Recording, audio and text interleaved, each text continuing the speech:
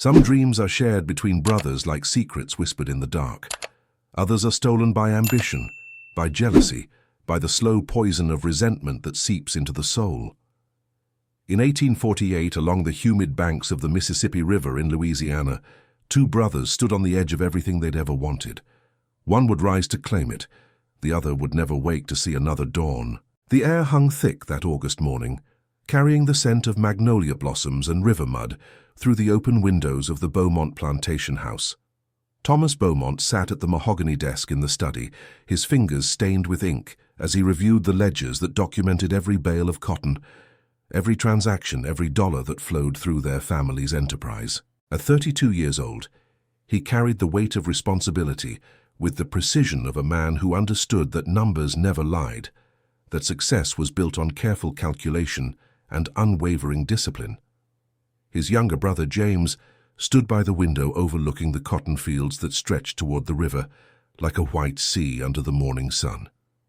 At 28, James possessed the kind of charm that opened doors Thomas had to force his way through. Where Thomas commanded respect through competence, James earned affection through wit and warmth. The brothers had inherited the plantation from their father 2 years earlier, and in that time, they had transformed Beaumont Estate into one of the most prosperous operations in Louisiana. Thomas closed the ledger with a decisive snap. "The numbers are solid. We'll expand the northern fields next season. The soil reports confirm it can support another 50 acres of cotton." James turned from the window, his blue eyes catching the morning light. "Always thinking ahead, aren't you? Maybe we should enjoy what we've built before pushing for more." "Enjoyment is for men without vision," Thomas replied, his tone matter-of-fact rather than harsh. "Father left us an opportunity, not a finished product. Every decision we make now determines whether our children inherit security or struggle." The mention of children struck a chord neither brother acknowledged aloud.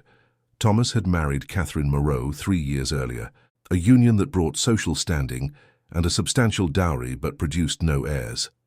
James remained unmarried, though his attention had recently fixed on Eleanor Duchamp, the daughter of a prominent New Orleans merchant whose ships controlled much of the river trade. James crossed the room and poured bourbon into 2 crystal glasses, despite the early hour. To vision, then, and to the Beaumont legacy. He extended 1 glass toward his brother. Thomas accepted the drink but didn't raise it. "You've been spending considerable time in New Orleans lately. Business or pleasure?" "Can't it be both?" James smiled, but something flickered behind his expression. "Eleanor's father is interested in establishing regular transport agreements. His ships, our cotton, it's a natural partnership. And his daughter? Also a natural partnership, if circumstances align." James finally took a seat across from Thomas. "Her father wants assurances of stability, of long-term prospects. He's not interested in gambling his daughter's future on romantic notions." Thomas studied his brother carefully. They shared the same strong jawline, the same dark hair that their mother had passed down, but where Thomas's features had hardened into angles of determination, James retained a softness that made people trust him instinctively. "Then show him stability. Show him a man who can commit to something beyond the next pleasure." The words hung between them like an accusation. James's jaw tightened imperceptibly. "Is that how you see me? A man incapable of commitment? I see a man who's never had to fight for anything. Everything has come easily to you. People, opportunities, success. You've never understood what it costs to build something that lasts." James set his glass down with controlled precision. "You think I don't work for what we have here. You think your calculations and your ledgers are the only things keeping this place running. I think you're good at making people like you. I think you're exceptional at presenting ideas and charming investors. But when it comes to the grinding, unglamorous work of actually executing those ideas, of managing the details that turn vision into reality, you're conveniently occupied elsewhere." The study door opened before James could respond. Catherine entered, her silk dress rustling softly against the doorframe. She was a beautiful woman, with auburn hair arranged in elaborate curls and green eyes that rarely revealed emotion. "Gentlemen, breakfast is ready, though I see you've already begun your morning refreshments." Thomas stood immediately. "We were discussing business matters." "Of course you were." Catherine's smile didn't reach her eyes. "James, will you be joining us or are you planning another trip to New Orleans?" "I'll be staying through the weekend," James replied, rising from his chair. "I wouldn't miss your dinner party on Saturday." As they moved toward the dining room, Thomas caught his brother's arm. "This conversation isn't finished. We need to discuss the expansion plans in detail. Tonight, after dinner." James nodded, but his thoughts were already elsewhere, drifting downstream toward New Orleans and the promises that awaited him there. Neither brother could have known that before another week passed, one of them would lie cold in the family cemetery, and the other would carry a secret that would poison every remaining day of his life. The dining room of Beaumont Estate reflected the prosperity Thomas had cultivated with methodical precision. Crystal chandeliers imported from France cast dancing light across walls adorned with portraits of Beaumont ancestors, men and women whose stern expressions seemed to judge each generation's worthiness to carry the family name. The morning meal was served on china that had belonged to their grandmother, each piece handled with the reverence reserved for items that connected them to a past they could never fully reclaim. Catherine sat at one end of the long table, her posture perfect, her movements economical. She had been raised in New Orleans society, trained from childhood in the art of appearing interested while revealing nothing. Across from her, Thomas ate with the same efficiency he applied to everything else, consuming food as fuel rather than pleasure. James sat between them, the buffer that had become his natural position in the household. "The Harrison family will be attending Saturday's dinner," Catherine announced, spreading preserves across a piece of toast with deliberate care. Margaret mentioned they're considering investments in railroad development. "Thomas, you might find that conversation valuable." Thomas nodded without looking up from his plate. Railroad expansion is inevitable. Anyone with foresight is positioning themselves accordingly. "And what about you, James?" Catherine's attention shifted like a spotlight finding a new subject. "Will you be bringing a guest to the dinner? Perhaps someone from your frequent New Orleans visits?" James met her gaze with practiced ease. "I hadn't planned on it. Why do you ask?" "Oh, no particular reason. Just that rumors travel faster than steamboats along the river. People talk about the young Beaumont bachelor who's caught the eye of Eleanor Duchamp. Her father's quite particular about his daughter's suitors, I hear." "Catherine," Thomas's voice carried a warning edge. "James's personal affairs are his own." "Of course they are. I simply think it would be lovely to meet the woman who's managed to capture your brother's attention so completely. After all, we're family. These things concern all of us." The tension at the table thickened like the humidity that pressed against the windows. James set down his fork with deliberate calm. "Eleanor and I are friends. Her father and I are discussing business arrangements. Nothing more complicated than that." "Yet," Catherine smiled. "Nothing more complicated than that yet." Before the conversation could deteriorate further, the butler entered and addressed Thomas. "Sir, Mr. Fontaine has arrived. He says it's urgent regarding the shipping contracts." Thomas stood immediately, grateful for the interruption. "Show him to the study. James, you should join us. This concerns the New Orleans arrangements you've been negotiating." The brothers left Catherine alone in the dining room, her smile fading the moment they disappeared. She stared at the empty chairs, at the untouched food on James's plate, at the life she'd constructed that felt increasingly like a prison built from silver and crystal. In the study, Antoine Fontaine waited with the nervous energy of a man bearing bad news. He was a shipping agent who coordinated cotton transport between plantations and New Orleans docks, a crucial link in the chain that turned crops into currency. His usually immaculate suit showed signs of travel dust, and sweat beaded on his forehead despite the morning hour. "Gentlemen, we have a problem." Fontaine didn't wait for pleasantries. "The steamboat Mississippi Belle sank 3 days ago near Baton Rouge, full cargo of cotton, including 2,000 bales from your last shipment." Thomas's expression didn't change, but his hands gripped the edge of his desk. "Insurance? The company is claiming negligence. They say the captain was drunk, which voids the policy. They're refusing to pay. That's 2 months of revenue." Thomas's voice remained level, but James could see the calculation happening behind his eyes. "The expansion funds, the new equipment we ordered." "Gone," Fontaine confirmed.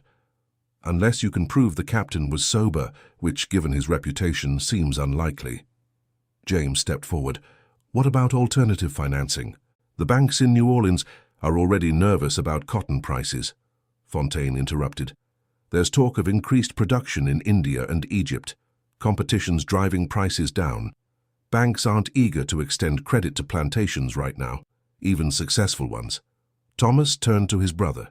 Your friend Duchamp, his shipping company. Could he extend credit based on future harvests? James hesitated. Possibly, but he'd want something substantial in return. Exclusive transport contracts, reduced rates. He doesn't do charity, Thomas. Then negotiate terms we can live with. Use whatever leverage you have. Your relationship with his daughter, your charm, whatever works. We need that capital, or we lose everything we've built. The weight of those words settled over the room like dust. Fontaine shifted uncomfortably. There's more. The Harrison family, the ones attending your dinner Saturday? They've been quietly buying up land adjacent to your property. Rumor is they're planning a competing operation. If word spreads about your financial difficulties, they might make an offer to purchase Beaumont Estate outright. This land isn't for sale. Thomas's jaw tightened. My grandfather cleared these fields. My father built this house. 3 generations of Beaumonts have made this soil profitable. I won't be the one who loses it. James looked at his brother and saw something he'd rarely witnessed. Fear.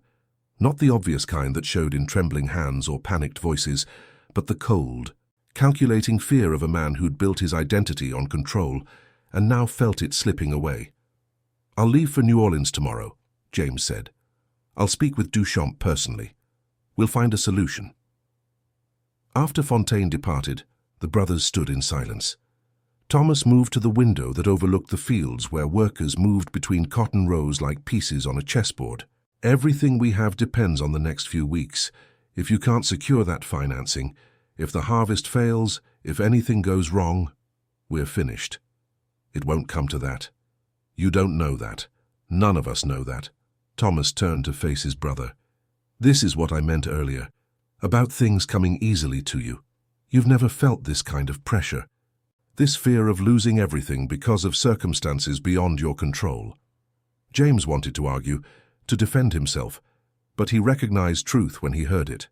He'd always had Thomas as a safety net, the responsible older brother who handled the difficult decisions while James enjoyed the benefits. Now, for the first time, their roles were reversing. I won't let you down, James said finally. Thomas studied his brother's face, searching for the conviction that would make him believe those words. I know you won't, because if you do, it destroys us both. Neither brother could have predicted how prophetic those words would become. The steamboat Providence churned through the Mississippi River's murky waters, its paddle wheel creating a rhythmic splash that marked time like a metronome. James stood on the upper deck, watching the Louisiana landscape slide past in shades of green and brown, punctuated by the occasional plantation house that rose like a monument to ambition and sweat. The river traffic was heavy for late August, other boats carrying cotton, sugar, timber, and people toward New Orleans, that great port city where fortunes were made and lost with the turning of the tide. He'd left Beaumont Estate before dawn, carrying only a leather satchel and the weight of his brother's expectations.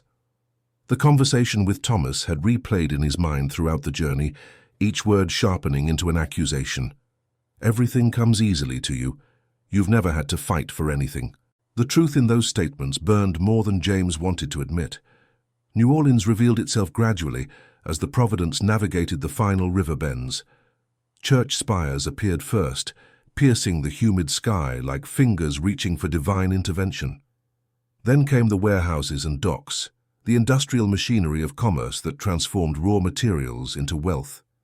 Finally, the city proper emerged, a dense collection of buildings that pressed against each other in an architectural argument between French colonial elegance and American commercial pragmatism. James disembarked at the Toulouse Street wharf, where the smell of river water mixed with coffee, spices, and human sweat. Dockworkers unloaded cargo with practiced efficiency, their movements coordinated through years of repetition. Merchants haggled over prices, while ships' captains negotiated berth assignments. This was the heartbeat of Louisiana commerce, the place where plantation dreams either flourished or died. He made his way through the French Quarter's narrow streets toward the Duchamp residence on Royal Street. The afternoon heat pressed down like a physical weight, making his shirt cling to his back, despite the shade provided by overhanging balconies decorated with intricate ironwork. Street vendors called out their wares in a mixture of French, English, and Creole, creating a linguistic symphony that was uniquely New Orleans. The Duchamp house stood 3 stories tall, its plastered brick painted in cream and accented with green shutters. Unlike the plantation estates that sprawled horizontally across land, city wealth built vertically, stacking prosperity toward the sky. James had visited many times over the past months, but today felt different. Today he wasn't arriving as a suitor pursuing courtship at his leisure. Today he was a man with his back against the wall, and he suspected Duchamp would smell that desperation the moment they spoke. A house servant answered his knock and led him through rooms filled with furniture imported from Europe, walls covered in paintings that cost more than most people earned in a lifetime. The wealth on display wasn't just comfortable, it was deliberate, a calculated demonstration of power and permanence. Marcel Duchamp received him in a sitting room that overlooked an interior courtyard where a fountain played music with water. He was a man in his late 50s, with silver hair and the kind of face that revealed nothing it didn't choose to reveal. He'd built his shipping empire through careful negotiation and ruthless execution, and his success showed in every detail of his surroundings. "James Beaumont, this is unexpected." Duchamp gestured to a chair upholstered in burgundy velvet. "I thought you'd return to your plantation. Business brought me back to the city. I hoped we might discuss those transport agreements we mentioned previously." Duchamp's eyes narrowed slightly. "Interesting timing. I heard about the Mississippi Belle. Tragic loss. Insurance companies are notorious for finding reasons not to pay claims." James felt his stomach tighten. News traveled faster than he'd anticipated. "You're well informed." "I make it my business to be informed. The river trade is built on information. Who's shipping what when and whether they can pay for the service." Duchamp leaned back in his chair, studying James like a scientist examining a specimen. "Your brother must be concerned. 2,000 bales represent significant capital." "We're managing the situation." James kept his voice steady. "Which is why I wanted to accelerate our discussions about a formal partnership. Your ships, our cotton, mutual benefit. Mutual benefit requires mutual stability. A partnership isn't valuable if one party is on the verge of collapse." The words landed like a physical blow, but James maintained his composure. "Beaumont Estate is one of the most profitable operations in Louisiana. One setback doesn't change our fundamental strength. Perhaps it reveals underlying weaknesses that were previously hidden." Duchamp stood and moved to a sideboard, pouring brandy into 2 glasses without asking if James wanted any. "Let me be direct. I've heard your brother is an excellent manager, but a limited visionary. I've heard your plantation runs efficiently but conservatively. I've heard you personally are charming but untested when pressure builds. Hearing isn't the same as knowing." "True. So tell me what I should know." Duchamp handed James a glass and sat down again. "Convince me why I should risk my company's resources on your family's survival." James took a slow sip of brandy, using the moment to organize his thoughts. This was the conversation that would determine everything. "You want exclusive transport contracts for 5 years at rates below current market value. You want first option on any cotton we produce, regardless of other offers. You think you're in a position to dictate terms because we're vulnerable. Am I wrong? You're short-sighted. You're thinking about the immediate opportunity to extract favorable terms from a temporarily weakened partner. But what happens next year when cotton prices rise? When Beaumont Estate recovers and seeks better arrangements elsewhere? When your competitors use your reputation for exploiting distressed partners against you?" Duchamp's expression didn't change, but James saw interest flicker in his eyes. "Continue." "What I'm offering is something more valuable than a desperate arrangement born from crisis. I'm offering a genuine partnership built on aligned interests. Your ships need reliable cargo. Our cotton needs dependable transport. Instead of a 5-year contract that benefits you disproportionately, we establish a 10-year agreement with rates that adjust based on market conditions. You get consistency and volume. We get flexibility and security." And if your plantation fails to deliver, if next season's harvest disappoints or another disaster strikes, then we've structured provisions that protect both parties. Minimum volume guarantees with penalties if we fall short, but also maximum rate caps that prevent you from exploiting future difficulties. James leaned forward. You didn't build your empire by taking advantage of weakness.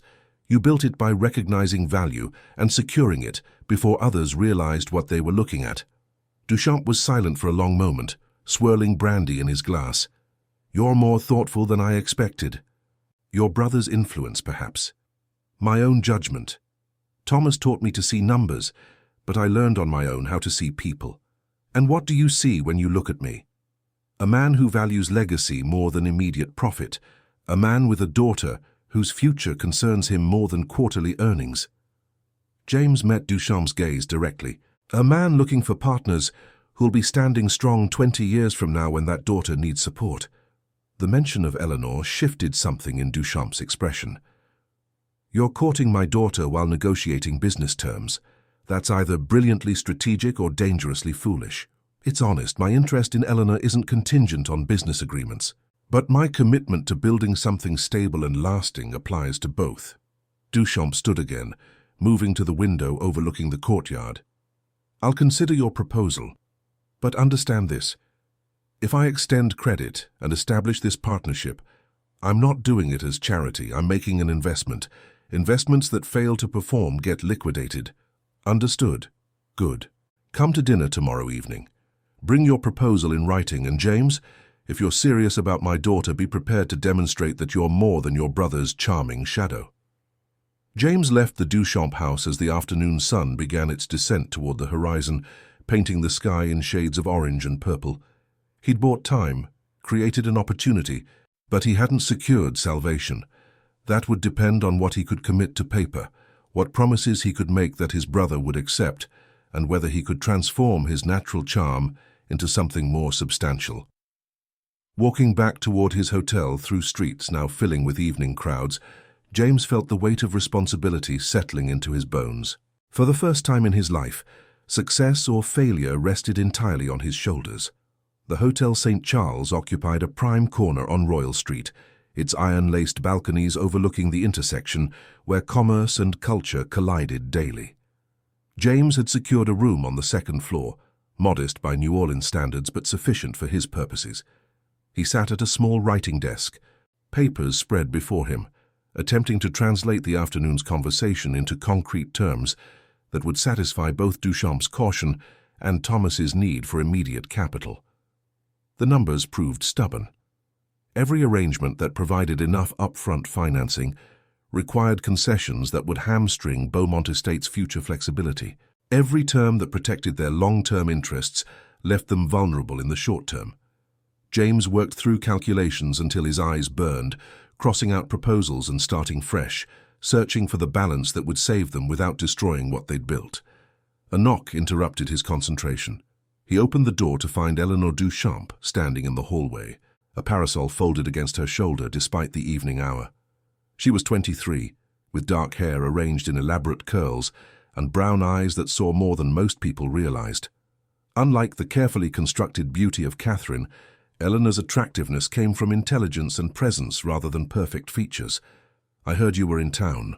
She entered without waiting for invitation, a liberty that spoke to their growing familiarity. My father mentioned you'd visited. Eleanor. James closed the door, acutely aware of propriety's demands and how her presence in his hotel room violated them. This is unexpected. My chaperone is waiting downstairs. We have approximately 10 minutes before she becomes concerned. Eleanor moved to the desk and surveyed the papers scattered across its surface. Business arrangements, how romantic. Your father drives a hard bargain. He drives the only bargain he knows how to drive, fair and unforgiving. She turned to face James directly. What I'm curious about is why you're negotiating from a position of weakness. What makes you think? Please. The Mississippi Belle disaster is common knowledge among anyone involved in river trade. Your plantation lost significant capital. Your brother needs financing. You're here seeking partnership terms that will keep Beaumont Estate solvent. These aren't complicated deductions. James sat down heavily in the chair, suddenly exhausted. Your father raised you well. He raised me to see reality clearly, yes, which is why I'm here." Eleanor perched on the edge of the desk, a casual gesture that would have scandalized her mother. "I want to know if you're courting me because you genuinely care or because I'm a means to securing business arrangements." The directness of the question caught James off guard. Most women of Eleanor's social standing communicated through implication and nuance, never stating uncomfortable truths so plainly. "Would you believe me if I said both could be true?" "I might, if you could explain how." James stood and moved to the window, looking out at the street where evening crowds moved with the easy rhythm of people for whom tomorrow held no particular terror. "I met you before our financial troubles began. My interest preceded our crisis, but I'd be lying if I said the current situation hasn't made me examine my intentions more carefully." "And what did you discover in that examination?" "That I'm more like my brother than I wanted to admit. That charm and ease are useful tools, but they're not enough when real challenges arise. That what I feel for you is genuine, but I'm not sure if I'm the kind of man who deserves what I feel." Eleanor was quiet for a moment, studying his profile against the window's fading light. "My father will approve your partnership proposal. He decided that before you left our house this afternoon." James turned sharply. "Then why the negotiation? Why make me work through proposals?" "Because he wanted to see how you'd approach the problem, whether you'd beg or threaten or simply calculate. You did something he didn't expect. You proposed genuine partnership instead of desperate accommodation." Eleanor stood and moved closer to him. "But here's what neither you nor my father has considered. I have opinions about who I marry and why, and I'm not interested in being a business arrangement, regardless of how it benefits both families." "Eleanor, let me finish. If you want to court me, truly court me, then do it honestly. Don't confuse business necessity with emotional connection. Don't marry me because it secures shipping contracts or pleases your brother or solves immediate problems. Marry me, if you're going to marry me at all, because you can't imagine building a future without me." The words hung between them with the weight of an ultimatum. James realized he was standing at a crossroads that would determine not just his immediate circumstances, but the entire trajectory of his life. He could accept what Eleanor was offering, a real relationship built on genuine feeling, separate from business considerations, or he could continue blending personal and professional until they became indistinguishable, following the path his brother had taken with Catherine. "I can't give you certainty right now." James spoke carefully, honestly. "I don't know if what I feel is strong enough to build a marriage on. I don't know if I'm capable of separating my feelings for you from the convenience you represent, but I know I want to find out. I know I'd rather fail honestly with you than succeed dishonestly." Eleanor considered his words, her expression unreadable. "That's more honest than most men would manage. It's also not particularly romantic." "No, it's not. But it's real. And real is more valuable than romantic when you're considering spending decades with someone." She moved toward the door, then paused. "Come to dinner tomorrow as planned. Bring your proposals. Negotiate with my father. But James, after that's finished, after the business is settled, ask yourself what you actually want. Not what your brother needs, not what circumstances demand. What you want." After she left, James returned to his desk, but the numbers no longer seemed important. He stared at the proposals he'd been crafting and recognized them for what they were: elaborate constructions designed to solve immediate problems while avoiding deeper questions about purpose and desire. The evening deepened into night. Street sounds drifted through the open window, the city's perpetual music of commerce and pleasure and survival. James thought about his brother alone at Beaumont Estate, managing ledgers and responsibility while his wife moved through rooms like a ghost trapped in crystal. He thought about Eleanor's challenge, her demand for honesty in a world that rewarded careful deception. He thought about the man he'd been and the man he might become, if he found the courage to choose consciously rather than drift where circumstances pushed him. Somewhere in that long night, as he revised proposals and questioned motives, James Beaumont began to understand what his brother had tried to tell him. That ease and charm were gifts, but they could also be crutches that prevented genuine strength from developing. That the hardest fights weren't against external obstacles, but against the comfortable lies people told themselves about who they were and what they deserved. By dawn, he'd completed his proposals. The numbers were sound, the terms fair, the structure balanced. But as he dressed for the dinner that would determine Beaumont Estate's future, James couldn't shake the feeling that he was negotiating for more than business arrangements. He was negotiating for the right to discover what kind of man he actually wanted to be. And that negotiation, he suspected, would prove far more difficult than anything his brother had ever asked of him. The Duchamp residence transformed for dinner parties into a theater of Louisiana society, where wealth and influence performed elaborate dances of alliance and competition. Crystal chandeliers illuminated a dining room set with silver that gleamed like captured moonlight. 18 guests assembled around the mahogany table, their positions carefully arranged to maximize productive conversation while minimizing potential conflict. Marcel Duchamp understood that successful dinners were strategic operations, requiring the same attention to detail he applied to shipping manifests and cargo schedules. James arrived precisely at the appointed hour, his proposals bound in leather and tucked beneath his arm. He'd spent the morning refining details, ensuring every clause and contingency reflected the balanced partnership he'd described to Duchamp. The document represented more than business terms. It was proof that he could transform charm into substance, that his brother's faith in sending him to New Orleans hadn't been misplaced. Eleanor greeted him in the entrance hall, her evening dress a shade of deep blue that made her eyes appear almost black in the candlelight. "You look nervous," she observed quietly, before other guests could overhear. "I am nervous. Your father's approval tonight determines whether my family keeps or loses everything." "Then it's fortunate my father has already decided, isn't it?" She smiled, but her expression carried warning. "What you should be nervous about is what comes after. Once the business is settled, you'll have no excuse to avoid the harder questions." Before James could respond, Duchamp appeared and guided him to the study for a private review of the proposals.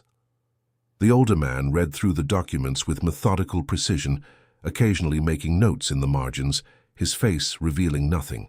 The silence stretched until James felt sweat forming along his collar, despite the evening's relative coolness. Finally, Duchamp set the papers down. "These terms are fair. More than fair, actually. You've structured arrangements that protect both parties while allowing for adjustment as circumstances change. It's sophisticated work. Then we have an agreement. We have the framework for an agreement. The details will require legal review, probably 2 weeks to finalize contracts. But yes, I'm prepared to extend the credit your plantation needs and establish the transport partnership you've outlined." Duchamp leaned back in his chair, studying James with those calculating eyes. "You surprised me. I expected desperation.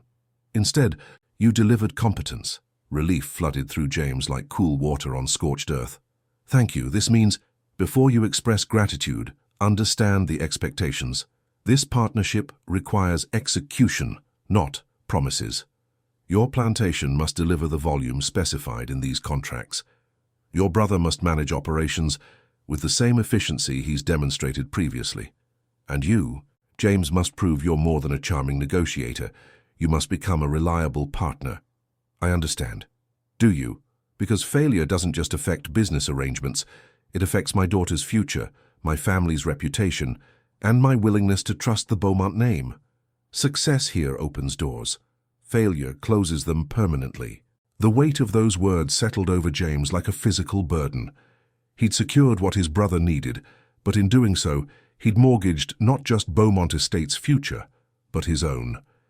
Every decision from this moment forward would carry consequences that rippled beyond immediate circumstances into years and decades yet to come.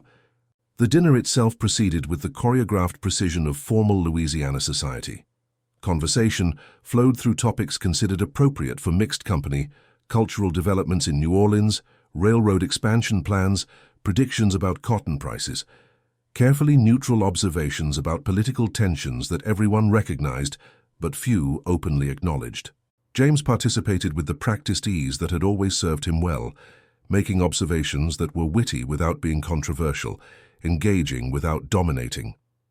Across the table, Eleanor watched him with an expression that mixed approval and something else, something that looked like concern.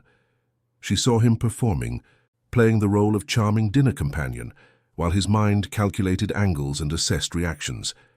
She saw the gap between the man he was presenting and the man he might actually be underneath the performance. After dinner, as guests moved to the parlor for brandy and cigars, Duchamp made a quiet announcement to the assembled company. "I'm pleased to share that Duchamp Shipping will be entering a long-term partnership with Beaumont Estate. The Beaumont brothers have built one of Louisiana's most successful cotton operations, and we're honored to support their continued growth." Polite applause followed, along with congratulations that felt genuine in some cases and envious in others. James accepted the attention with appropriate modesty, acknowledging his brother's role in building their success, crediting their father's foundation, saying all the correct things that were expected of him. But inside, beneath the smooth exterior, something twisted uncomfortably. He'd succeeded in his mission, secured the financing that would save Beaumont Estate, proven he could deliver results when pressure mounted. So why did success feel hollow, like winning a contest by answering questions he hadn't actually understood? Eleanor found him later on the balcony, where he'd escaped to breathe air not saturated with cigar smoke and congratulations. The night was clear, stars visible despite the city's ambient light. The distant sound of music drifting from somewhere along the river. "You did well tonight," she said, standing beside him at the railing. "I did what was necessary." "That's not the same as doing well. Necessary is mechanical. Well implies satisfaction, maybe even pride." James turned to look at her directly. "I saved my family's plantation. I secured terms that protect our future. I proved I could handle responsibility when it mattered. Why wouldn't I feel satisfied? Because you're still performing. Even now, alone with me, you're presenting the version of James Beaumont who says the correct things rather than the true things." Eleanor's voice was gentle but firm. "When are you going to stop being who everyone expects and discover who you actually are?" The question struck deeper than she probably intended. James realized he didn't have an answer, had never really considered the difference between expectation and authenticity. His entire life had been about meeting others' needs and desires, first his father's, then his brother's, now Duchamp's. He'd become expert at reading what people wanted from him and delivering it with charm and efficiency.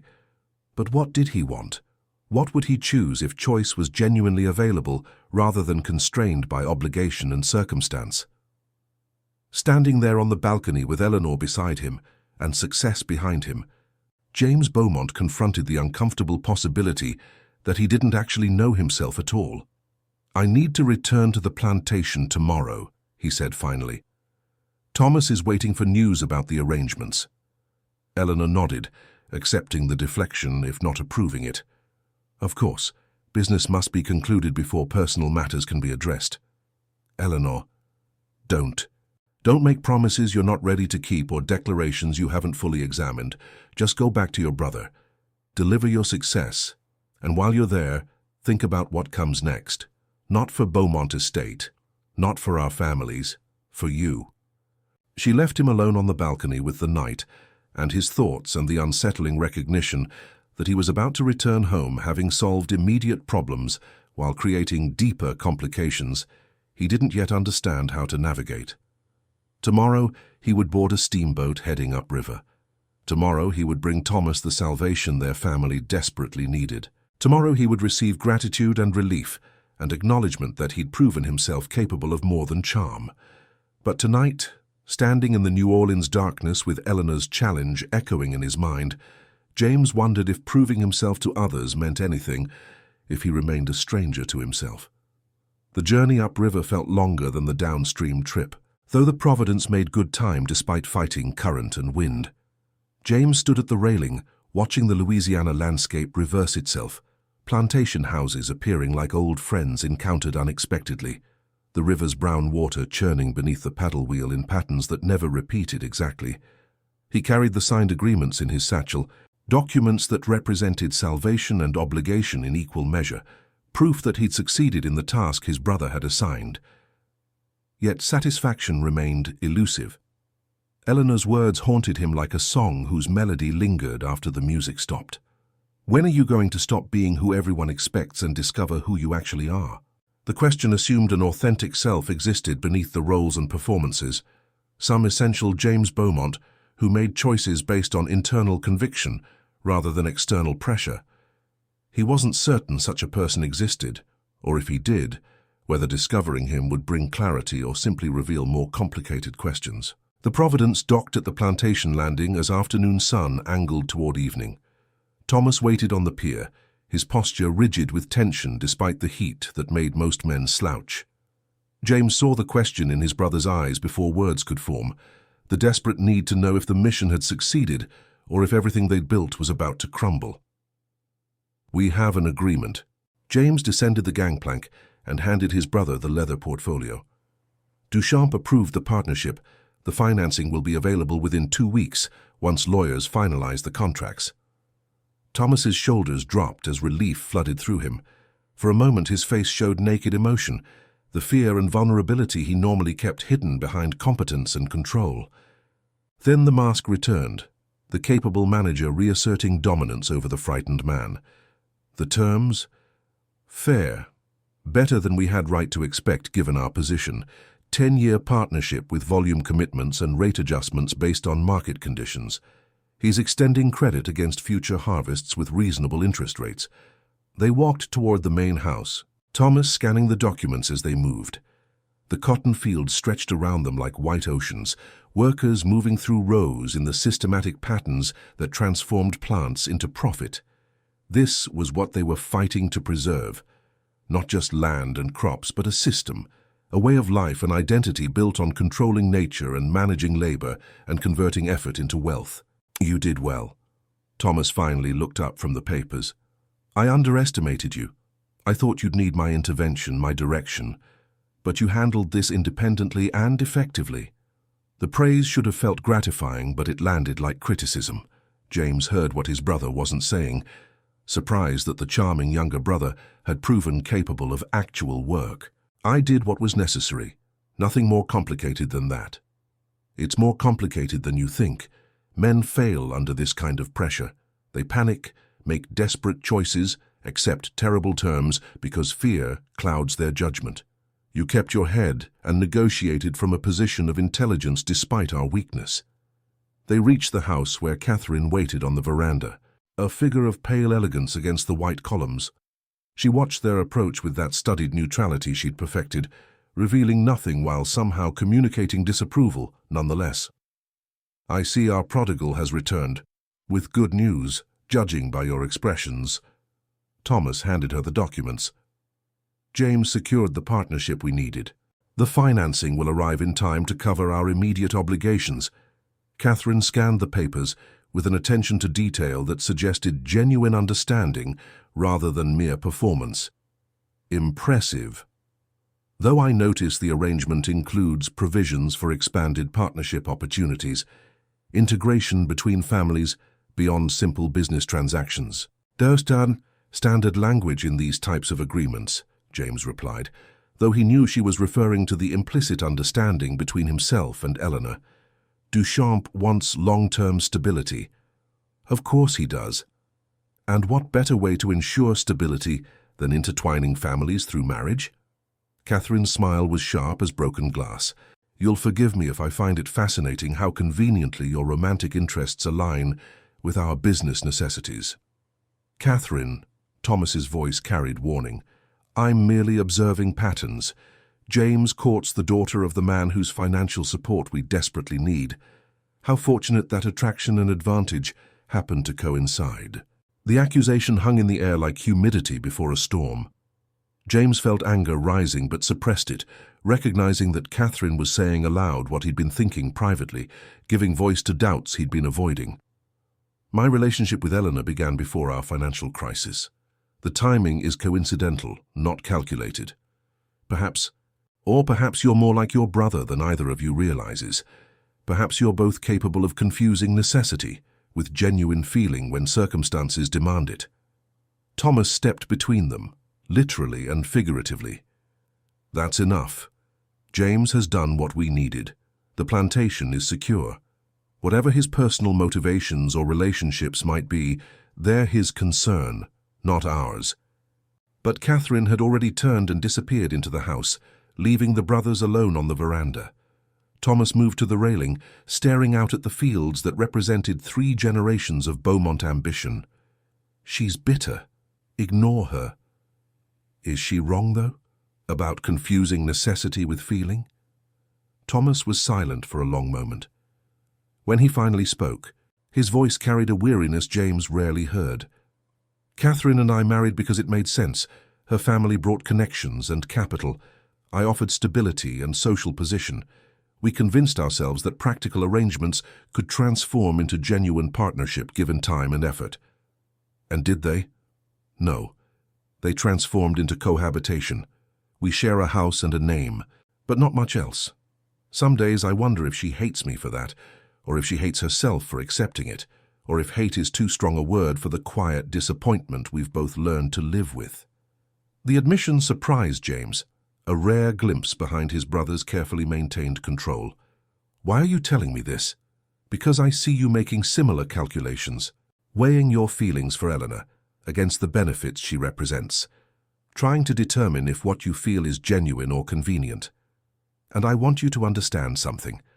Once you start confusing the two, once you allow necessity to masquerade as authentic emotion, you lose the ability to distinguish between them. Thomas turned to face his brother directly. Eleanor Duchamp seems like a remarkable woman. If you genuinely care for her, if you can build something real with her, then pursue that honestly. But if you're courting her because it solves problems and secures advantages, then have the integrity to acknowledge that to yourself and to her. Don't lie about your motivations. Don't pretend practicality is passion. That's how men end up like me, living in houses that feel like prisons built from their own choices. The words struck James with unexpected force. His brother, whom he'd envied for his certainty and success, was revealing a life hollowed out by compromise and calculation. Thomas had everything James thought he wanted: respect, authority, security, but he possessed nothing he actually needed: connection, authenticity, purpose beyond mere survival. I don't know what I feel, James admitted. I know I enjoy Eleanor's company. I know she challenges me in ways I find uncomfortable but valuable. I know that life with her could be interesting and real in ways that most marriages aren't. But I also know that she represents solutions to immediate problems, and I can't separate my feelings from that convenience. Then don't marry her, not yet. Not until you can separate necessity from genuine desire, because marriage built on confusion becomes a prison for both people trapped inside it. They stood together in the gathering twilight, 2 brothers who'd built success while losing sight of what success actually meant. The cotton fields around them represented wealth and stability, generations of Beaumont determination made manifest in land and labor. But standing there, James wondered if his grandfather and father had also felt this hollow uncertainty, this suspicion that winning particular battles meant losing larger wars they couldn't even articulate. Somewhere in the distance, workers sang as they moved toward their quarters, voices rising in harmonies that predated the Beaumont presence on this land.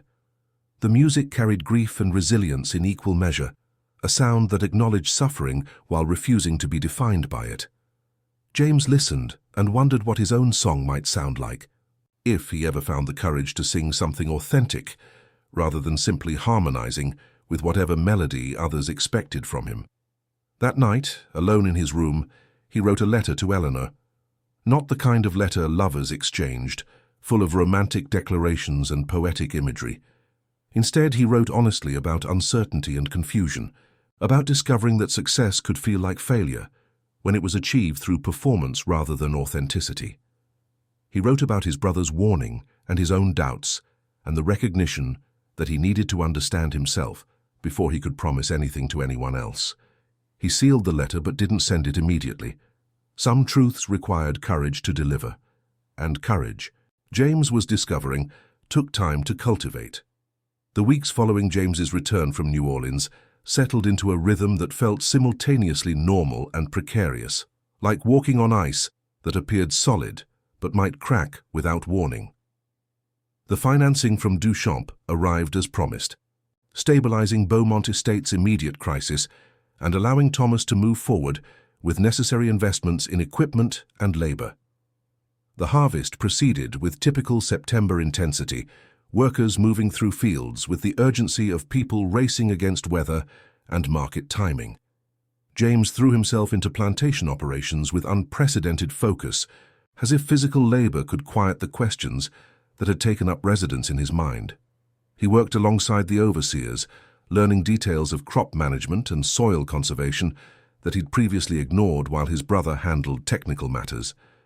Thomas observed this transformation with cautious approval, seeing his younger brother finally taking responsibility seriously, finally recognizing that charm and negotiation were valuable but insufficient for sustaining complex operations.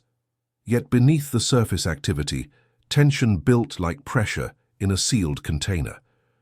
Thomas drove operations with increasing intensity, demanding perfection from workers and efficiency from every process.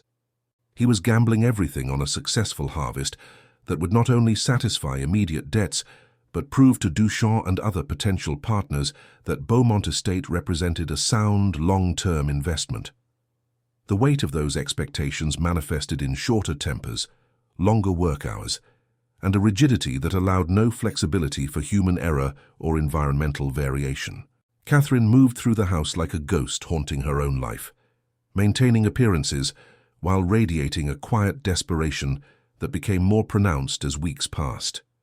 She organized social events with mechanical precision, hosted dinners that showcased Beaumont hospitality, smiled at appropriate moments during conversations about nothing consequential. But James sometimes caught her staring at Thomas with an expression that mixed longing and resentment, as if she was mourning a marriage that had never actually existed, except in early fantasies that reality had systematically destroyed. One evening in late September, after a particularly grueling day in the fields, Thomas summoned James to the study. The room felt heavy with cigar smoke and frustration. Ledgers spread across the desk in patterns that suggested obsessive review rather than routine bookkeeping. Thomas looked exhausted, his face gaunt in the lamplight, his eyes carrying a wildness that concerned James more than he wanted to admit. "The numbers aren't right," Thomas gestured at the ledgers without looking up. "We're behind projections, not catastrophically but enough to matter. If the harvest doesn't exceed expectations, if prices don't hold steady, if anything goes wrong in the final weeks, we'll fall short of the volume commitments you negotiated with Duchamp." James studied the figures, his newly developed understanding of plantation economics allowing him to see what his brother was calculating. The margins were thin, the assumptions optimistic. Success required everything breaking favorably. No weather disasters, no labor shortages, no market fluctuations that reduced values. They were building plans on hope rather than certainty. "We can renegotiate the first-year terms," James suggested. "Duchamp will understand that initial volume commitments might need adjustment." "No." Thomas's response was immediate and absolute. "We made promises. We accepted financing based on specific commitments. Renegotiating the first year signals weakness and unreliability. It tells Duchamp we can't deliver, which undermines the entire partnership structure. Thomas being realistic about circumstances isn't weakness, it's adaptation. It's failure. It's admitting that we overestimated our capabilities and underestimated our challenges. And failure now doesn't just affect this season. It affects every future season, every potential partnership, every opportunity that depends on our reputation for delivering what we promise." The desperation in his brother's voice alarmed James. This wasn't the controlled, calculating Thomas who made decisions based on careful analysis. This was a man pushed to his limits, a man so invested in success that failure had become literally unthinkable. "You need to rest. You're driving yourself toward exhaustion. Rest is for men who've achieved their goals. I'm still fighting to reach mine." "What goals?" "We have a functioning plantation. We have financing. We have stability. What more are you fighting for?" Thomas finally looked up and James saw something frightening in his brother's eyes, a kind of fevered determination that transcended rational calculation. "I'm fighting to prove that Father's faith in me was justified. I'm fighting to build something that outlasts our generation. I'm fighting to be more than just competent, to be exceptional, to create a legacy that people remember long after we're gone. At what cost? Your health, your marriage, your sanity? At whatever cost is necessary, because the alternative is being forgotten, being another failed plantation owner whose ambitions exceeded his abilities. Another cautionary tale about men who couldn't maintain what their fathers built. James recognized in that moment that his brother was trapped in a prison of his own construction, walls built from expectations and ambitions that had transformed from motivations into obsessions. Thomas couldn't accept anything less than perfection because he'd staked his entire identity on being the successful son, the capable manager, the man who never failed. And that inability to accept limitation or setback was destroying him from inside. "I'm going to New Orleans next week," James announced, making the decision as he spoke. "I need to discuss some matters with Duchamp personally, and I want to spend time with Eleanor without business considerations driving every interaction." Thomas studied his brother with an expression mixing disapproval and something else, maybe envy. "You're abandoning responsibilities during our most critical period." "I'm taking 3 days. The harvest will continue without me. You have overseers who know their jobs. My presence here doesn't determine success or failure." "Everything determines success or failure. Every decision. Every absence, every moment of inattention creates opportunities for disaster." "Thomas, listen to yourself. You're seeing catastrophe in routine variation. You're treating normal challenges as existential threats. This isn't sustainable. You're going to break if you don't find some way to release this pressure." "I'll break after we succeed, after we've delivered on our commitments and proved our worth. Then I can rest." Thomas returned his attention to the ledgers, dismissing his brother through focus rather than words. James left the study feeling more troubled than when he'd entered. He'd seen driven men before, ambitious men who pushed themselves and others toward difficult goals. But what he witnessed in his brother transcended ambition. This was something darker, more desperate, a need to prove worth that had metastasized into destructive compulsion. He found Catherine in the parlor, playing piano with the kind of technical precision that suggested years of training but no particular passion. She stopped when he entered, her hands freezing above the keys mid-phrase. "Your brother is going to kill himself with this obsession. You realize that, don't you?" "I'm concerned about him, yes." Concerned. Such a polite word for watching someone self-destruct. Catherine closed the piano lid with deliberate care. "I've been married to Thomas for 3 years. In that time, I've watched him transform from someone who was merely demanding into someone who's genuinely frightening. Nothing is ever enough. No success satisfies. Every achievement just raises the bar for the next one. He wants to build something significant. He wants to be significant. There's a difference. Building something allows for collaboration and compromise. Being something requires constant proof, constant demonstration that you're more capable than everyone around you suspects." Catherine stood and moved to the window. "And the tragic part is that he was already significant, already capable and respected and successful. But he can't see that because he's measuring himself against impossible standards that guarantee perpetual dissatisfaction." "What do you want me to do?" "I want you to succeed in ways he can't. I want you to build a life with Eleanor that includes genuine connection and authentic feeling. I want you to prove that there's an alternative to the prison your brother has constructed for himself." Catherine turned to face James directly. "Because if you can't escape the pattern, if you end up like Thomas and me, then what hope is there for any of us?" The conversation haunted James through the following days as he prepared for his trip to New Orleans. He watched his brother work himself to exhaustion, pushing workers and overseers to match his intensity, checking every detail with obsessive precision. He watched Catherine maintain her facade of competence while radiating quiet desperation. And he wondered if marriage and ambition always led to this kind of hollow existence, or if his brother and sister-in-law had simply made particular choices that trapped them in circumstances others might avoid. The night before his departure, James stood on the veranda looking out at fields lit by moon and stars. The cotton stood ready for harvest, white bowls glowing in the darkness, like promises waiting to be fulfilled or broken. Somewhere in those fields, workers slept in quarters that protected them from weather, but little else. Somewhere upriver, Eleanor waited for him with questions he still couldn't answer. And somewhere inside the house, his brother reviewed ledgers by lamplight, searching for certainty in numbers that could only offer probabilities. James wondered what his grandfather would think if he could see what his legacy had become. Would he be proud of the prosperity and expansion? Or would he be disturbed by the human costs, the relationships sacrificed on the altar of success, the lives constrained by choices made for security rather than fulfillment? The questions had no easy answers, which was perhaps the point. Easy answers belonged to simple lives, and nothing about the Beaumont family proved simple anymore. Tomorrow he would leave for New Orleans. Tomorrow he would try to understand what he actually wanted, separate from what others needed. Tomorrow he would attempt to discover if authentic connection was possible, or if everyone was destined to play roles in dramas written by circumstance and expectation. But tonight, standing in Louisiana darkness, with the weight of unspoken fears pressing down like humid air, James Beaumont simply breathed and existed, and allowed himself to not know what came next.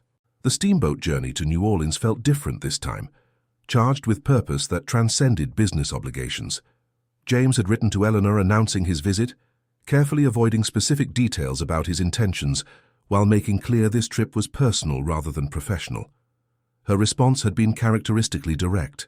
Come prepared for honest conversation about difficult questions. No performances or evasions permitted. New Orleans revealed itself in the October morning light with a clarity James hadn't noticed on previous visits. The buildings seemed sharper, the colors more vivid, the sounds and smells more immediate. It was as if deciding to pursue authenticity had somehow intensified his perception of everything around him. The French Quarter's narrow streets welcomed him with their familiar chaos of commerce and culture, but today he moved through them with purpose rather than mere navigation. Eleanor met him at a cafe on Decatur Street, a location deliberately public and neutral, forcing honesty through exposure rather than privacy. She wore a simple dress in dark green, her hair arranged with less elaborate care than usual, presenting herself without the armor of formal elegance. James recognized this as a gesture matching his own intentions, stripping away performance to reveal whatever existed beneath. "You look different," she observed as he sat across from her at the small iron table. "Less polished somehow." "I've been working in the fields. Physical labor doesn't encourage polish." "That's not what I mean. You seem less calculated, more present." Eleanor studied him with those perceptive eyes. What happened since we last spoke? James told her about his brother's increasing obsession, about Catherine's quiet desperation, about recognizing the patterns that trapped both of them in lives that provided everything except satisfaction. He described watching Thomas work himself toward collapse, while Catherine performed competence she didn't feel. He admitted his fear of following the same path, of confusing success with fulfillment and security with happiness. "So you came here seeking what? Reassurance, permission, an alternative example?" Eleanor's questions weren't hostile, but they demanded real answers rather than comfortable deflections. "I came seeking clarity about what I actually want, rather than what circumstances push me toward. About whether genuine connection is possible, or if everyone just performs versions of intimacy while remaining fundamentally alone." Those are the right questions. Most people never ask them at all, preferring comfortable lies to uncomfortable truths. Eleanor leaned forward slightly, but asking questions isn't the same as having courage to accept the answers. "What answers do you think I'll find? That you're capable of authentic feeling when you stop trying to manage everyone's perception of you. That you could build something real with someone willing to see beyond your charm to whatever exists underneath. That the life you're afraid of becoming isn't inevitable, it's optional." She paused, her expression softening. "But also that choosing differently requires sacrificing the approval you've spent your life cultivating. That being genuine means disappointing people who prefer your performance to your reality." James absorbed her words, recognizing their truth, even as they unsettled him. "And what about you? What do you want from me?" "I want you to stop asking what I want and start knowing what you want. I want you to choose me because you can't imagine choosing otherwise. Not because I represent convenience or advantage or solutions to family problems." Eleanor's voice remained steady but intense. I want a partner who's present and real and willing to build something together, rather than a charming shadow who says appropriate things while thinking calculating thoughts. That's terrifying. Yes, real intimacy is terrifying. It requires vulnerability and honesty and accepting that someone might see who you actually are and reject that person. But it's also the only thing worth having. Everything else is just elaborate loneliness dressed up as companionship. They sat in silence for a moment, the cafe's ambient noise filling the space between words. James felt something shifting inside him, like ice breaking in spring thaw, hard surfaces giving way to what had been frozen beneath. Eleanor was offering him exactly what he'd claimed to seek: genuine connection without performance, authentic relationship without calculation. And the terror he felt proved she was right about vulnerability being the price of real intimacy. "I don't know if I can be what you're describing," James admitted. "I've spent my entire life being what others needed. I'm not sure I know who I am without that role." "Then discover it. Take time. Work on yourself before trying to build something with someone else." Eleanor reached across the table and took his hand, a gesture of connection rather than possession. "I'm not asking for immediate commitment or romantic declarations. I'm asking you to commit to becoming authentic, to discovering who you are beneath all the performance. Do that work, and then we'll see if what you find is compatible with what I am." The honesty of her offer struck James as simultaneously generous and demanding. She was giving him permission to not know, while requiring that he undertake the difficult work of discovering. No pressure for immediate answers, but absolute insistence on genuine effort towards self-understanding. They spent the afternoon walking through the French Quarter, conversation flowing easily now that expectations had been clarified. Eleanor showed him parts of the city he'd never noticed, hidden courtyards and obscure shops, places that revealed New Orleans' layers beneath its tourist-friendly surface. She talked about her own struggles with expectation and authenticity, about growing up with a father who valued strategic thinking above emotional expression, about learning to be perceptive without becoming cynical. "My father taught me to see reality clearly," she explained as they walked along the river. "But he never taught me what to do with that clarity, whether to accept things as they are or fight to change them, whether wisdom means adaptation or transformation." "What did you decide?" "That accepting reality and fighting to change it aren't mutually exclusive. You can see things clearly and still work to make them better, but you have to be honest about what you're fighting for and why. You can't pretend you're pursuing noble goals when you're actually just avoiding uncomfortable truths."